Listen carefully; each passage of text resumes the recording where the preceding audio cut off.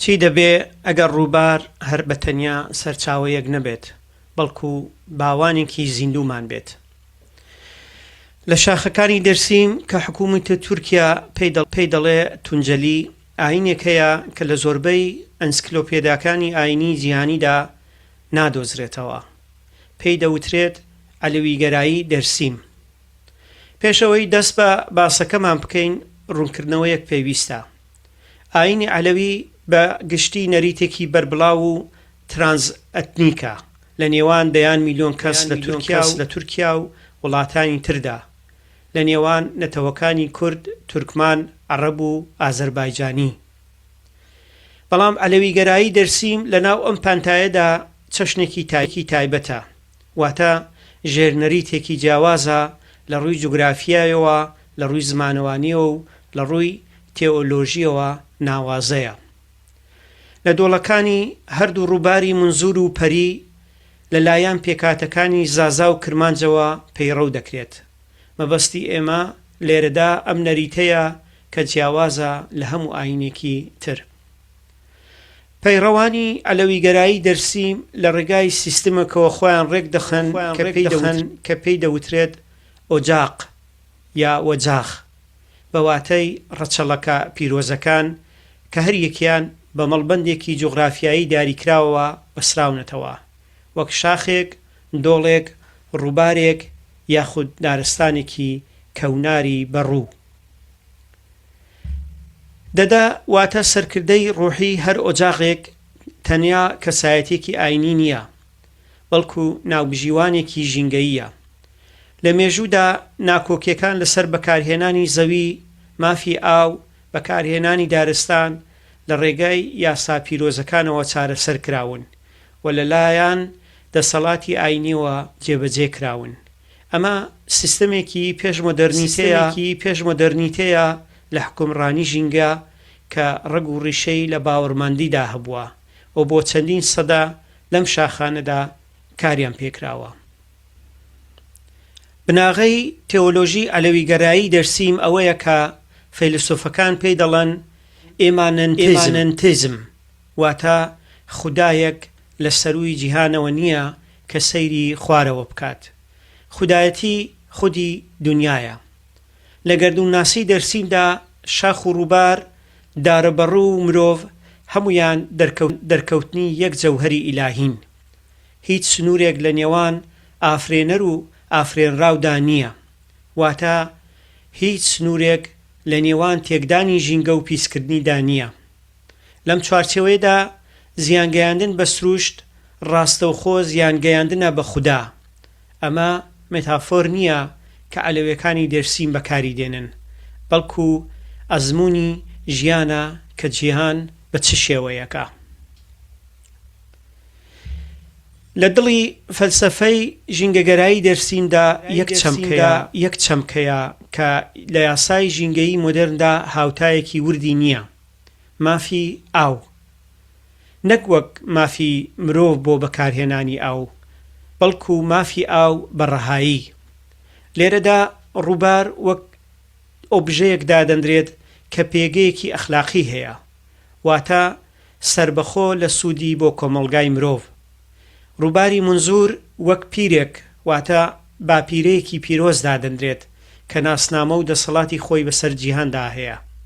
ئەم هەڵوێستە لە چوارچێوەیەکی ئاینی ڕەسەندا باز لە بابەتێک دەکات کە پارێزەرانی ژینگە لەم دوایەنەدا لە دادگاکاندا دەستیان کردۆ بە وروژاندنی کە سروشت خۆی دەتوانێت مافی یاسایی هەبێت.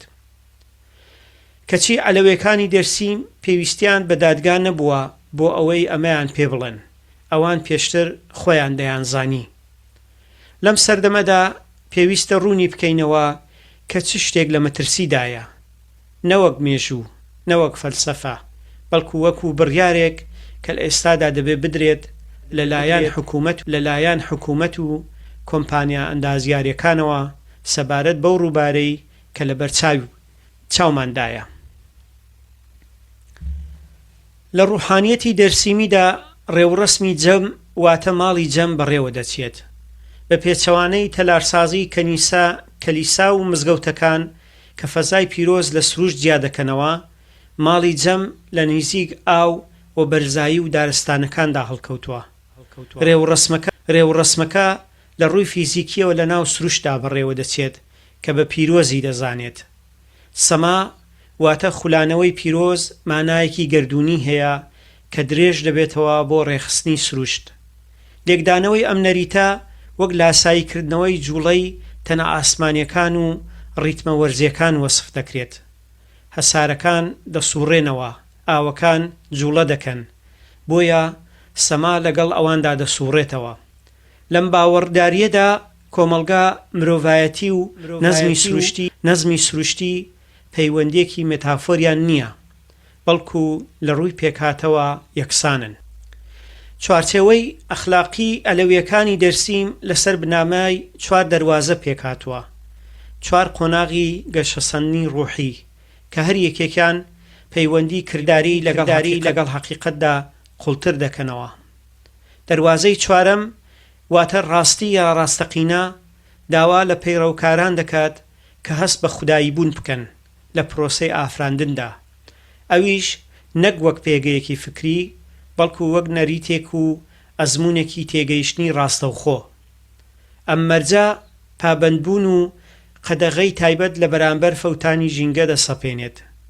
زیانگەیاندن بە سروشتی پیرۆز هێرشکردنە سەر دەرکەوتنی خوددا، واتە دەرکەوتنی ڕاستەوخۆی خوددا.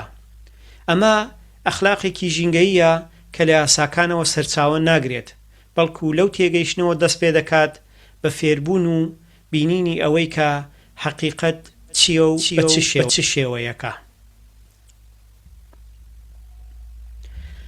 حکوومەتی تورکیا پلانێکی بۆ ڕووبارەکانی منزور و پەری هەیە کە پێک دێت لە چەندین بەنداوی کارۆئاوی. لە ئەنجامدا مەترسی دەخرێتە سەر دارستانە پیرۆزەکان، کانیاوەکان و شۆنی ئۆجاکەکان، واتە بنەمای مادی ئاینی دەرسیم. لێرەدا دروشمی بەرخودان لە 3 وشە پێکهاتووە. دەست بۆ منزور مەبە. لە پشت ئەم 3 وشەیەوە ئیلاهیاتێکی 10,000 ساڵە هەیە.